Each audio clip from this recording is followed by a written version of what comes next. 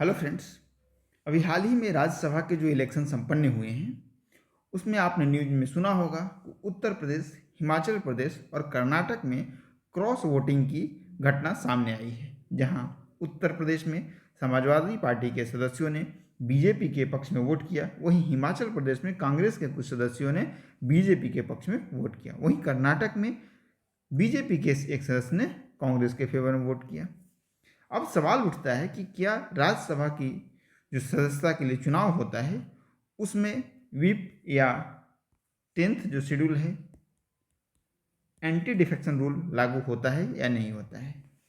तो एक चीज़, अगर आप प्रतियोगी परीक्षाओं विशेषकर यूपीएससी और बीपीएससी की तैयारी कर रहे हैं तो जान लें कि राज्यसभा के सदस्यों के चुनाव, राष्ट्रपति के चुनाव और उपराष्ट्रपति के चुनाव, एक बात में कहें, एक लाइन में कहें तो जो भी चुनाव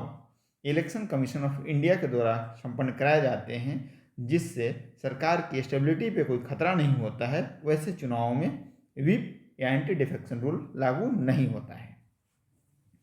अब आपके मन में सवाल उठ रहा होगा कि अगर ऐसा है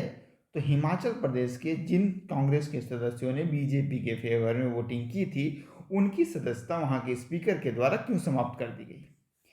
आप अगर स्पीकर के स्पीच को भी देखेंगे जो उन्होंने दिया है, मीडिया को बाइट दिया है, उसमें उन्होंने साफ साफ कहा है कि उन्होंने राज्यसभा में जो क्रॉस वोटिंग हुई है उसको आधार नहीं बनाया है, बल्कि सीएलपी की मीटिंग में शामिल होना,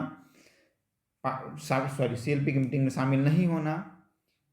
साथ ही साथ जो पार्टी की एंटी पार्टी एक्टिविटीज़ है उसमें शामिल होना, इथिकल ग्राउंड्स यानी इन ग्राउंड्स पे उनकी सदस्यता को समाप्त किया गया है, न कि राज्यसभा में क्रॉस वोटिंग को लेकर उनकी सदस्यता समाप्त हुई है।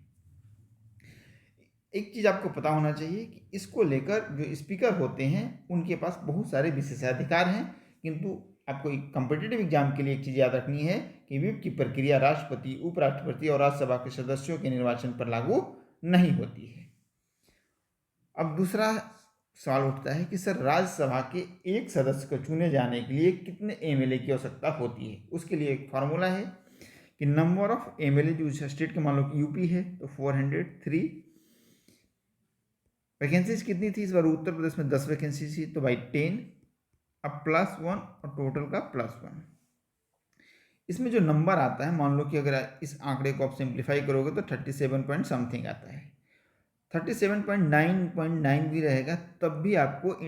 लार्जेस्ट इंटीजर का रूल लगेगा और वो 37 ही आएगा, ना कि 38 आएगा। इस बात को आप यहाँ ध्यान रखिएगा। अब जो हिमाचल प्रदेश में चुनाव हुआ था उसमें एक विशेष परिस्थिति उत्पन्न हो गई थी। हिमाचल प्रदेश की विधानसभा की सीटों की संख्या है 68 और एक ही सीट वहाँ पे खाली था राज्यसभा के लिए, और दोनों ही उम्मीदवारों के पक्ष में पड़े 34 वोट। चूंकि एक ही कैंडिडेट था, सिंगल ट्रांसफरेबल वोट में जो वरीयता दी जाती है उस वरीयता में भी यहाँ पे मामला टाई ही रहा, यानी वरीयता के आधार पर मामला टाई ब्रेक नहीं खत्म हुआ। इसके बाद जो प्रक्रिया है, आपको जानकर आश्चर्य भी होगा कि दोनों ही कैंडिडेट के नाम एक डब्बे में डाल दिए जाते हैं, ठीक है। जैसे कांग्रेस की तरफ से वहाँ अभिषेक मनु सिंह भी थे, तो जिस कैंडिडेट का पर्ची बाहर निकलती है वो कैंडिडेट विनर ना होकर लूजर हो जाता है, ठीक है। तो इस प्रक्रिया में जो पर्ची निकली वो कांग्रेस के कैंडिडेट अभिषेक मनु सिंह की निकली, इसलिए वो चुनाव हार गए और बीजेपी के जो नेता थे वहाँ पे वो चुनाव जीत गए। यानी कि जब भी राज्यसभा में एक सीट को लेकर टाई ब्रेक हो जाए, मामला बराबर बराबर विधायकों का मत पड़े, तो वैसी स्थिति में पर्ची के माध्यम से उनका